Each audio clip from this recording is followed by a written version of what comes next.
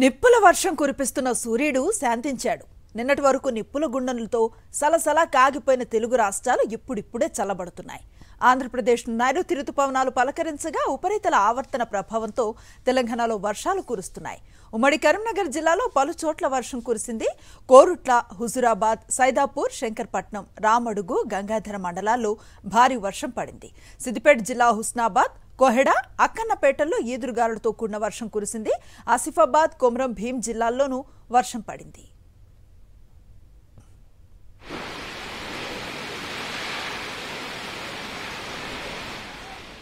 హైదరాబాద్ నగరాన్ని వర్షం పలకరించింది. కొద్ది రోజులుగా భారీ ఉష్ణోగ్రతలు నమోదు కాగా ఎండ తీవ్రతతో జనం ఉక్కిరి బిక్కిరయ్యారు. అయితే మధ్యాహ్నం నుంచి వాతావరణం కాస్త చల్లబడింది. సాయంత్రానికి ఆకాశం మేఘావృతమై వర్షం కురిసింది. ప్రస్తుతం నగరంలో పలు ప్రాంతాల్లో వర్షం కురుస్తోంది.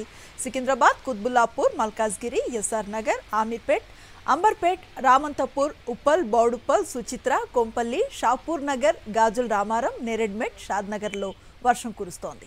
వర్షం కారణంగా పలు ప్రాంతాల్లో విద్యుత్ సరఫరా నిలిచిపోయింది.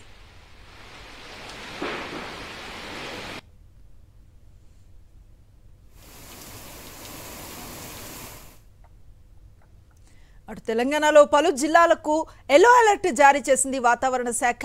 24 గంటల్లో పలు చోట్ల ఉరుములు, మెరుపులతో పాటు ఈదురుగాలులతో భారీ వర్షాలు కురిసే అవకాశం ఉందని తెలిపింది.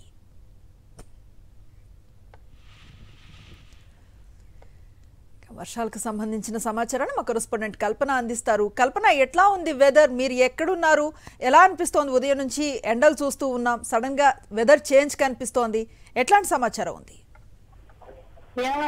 ముఖ్యంగా చెప్పాలంటే గత వారం నుంచి కూడా దాదాపు మనకు దట్టంగా ఎండలు కూడా వేసాయని చెప్పుకోవచ్చు. దాదాపు 47 డిగ్రీల పైన మనకు ఉష్ణోగ్రతలు అనేవి నమోదయ్యాయి. కాకపోతే ఈ రోజు ఒక్కసారిగా వాతావరణం చేంజ్ అనేది చెప్పుకోవచ్చు.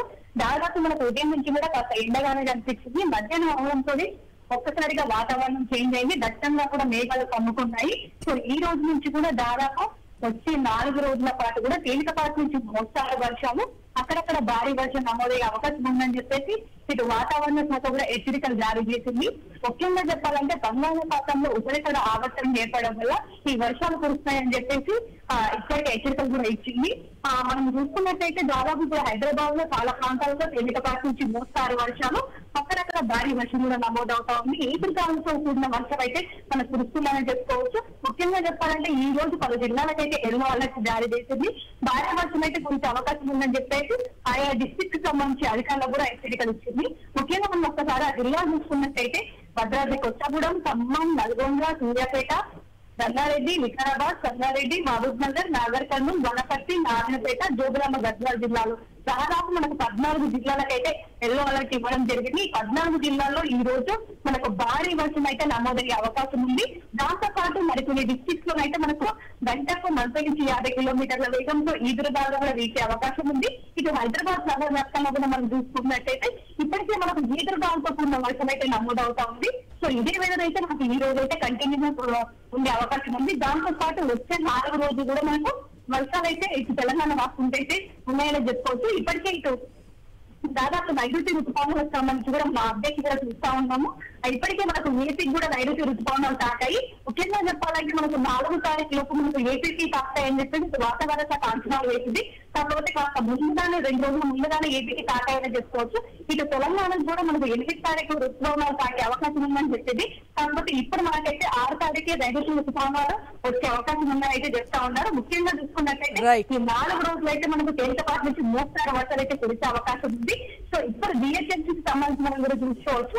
ముఖ్యంగా ఇది అందరూ కూడా ఆఫీసు నుంచి ఇంటికి వెళ్లే సమయము. సో ఇట్లాంటి సమయంలో మనకైతే వర్షాలు కురవడంతో కాస్త ఇబ్బందులు పడే అవకాశం ఉందని చెప్పుకోవచ్చు. ఎందుకంటే ఈదురుగాలతో కూడిన తేలికపాటి నుంచి మోస్తారు వర్షాలు, అక్కడక్కడ భారీ వర్షాలు కురుస్తుండడంతో సో నగరవాసులు అయితే కాస్త ఇబ్బందులు పడే అవకాశం ఉంది. దాంతో పాటు చెట్లు విడిగి తాగడము, విద్యుత్ అంతరాయం కూడా ఏర్పడే అవకాశం ఉండడంతో ప్రజలు తగిన జాగ్రత్తలు తీసుకోవాలని చెప్పేసి ఇప్పటికే ఇప్పటికే మనకు వాతావరణ శాఖ హెచ్చరికలు జారీ చేస్తా ఉంది. జిహెచ్ఎంసీ కూడా అలర్ట్ ఇవ్వడం జరిగింది. Right, thank you Kalpana.